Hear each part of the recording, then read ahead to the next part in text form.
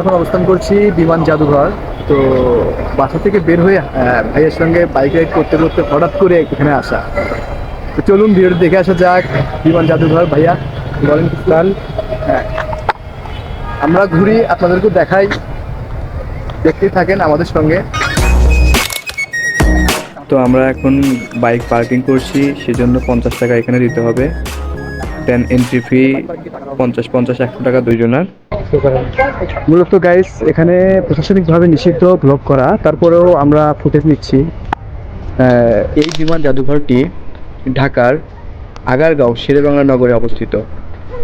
এখানকার প্রধান আকর্ষণ হলো মুক্তিযুদ্ধকালীন যুদ্ধ বিমান ও বিভিন্ন সময়ে ব্যবহৃত হেলিকপ্টার, রাডার ও অন্যান্য সামরিক সরঞ্জাম।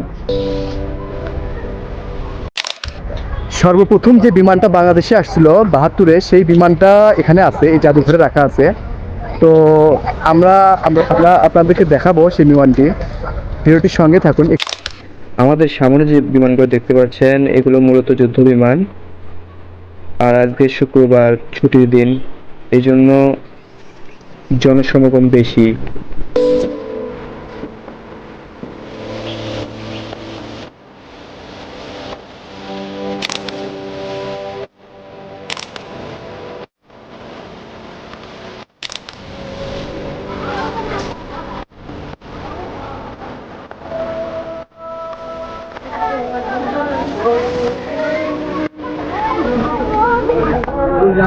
ভাইয়া কিছু বলেন।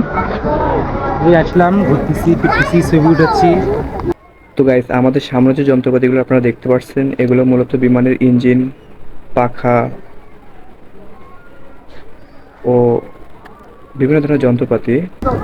এখানে ব্লগ করা সম্পূর্ণ নিষিদ্ধ, তারপরেও আমরা ক্লিপ নিচ্ছি, লুকায়, কেউ বুঝতে পারতেছি না।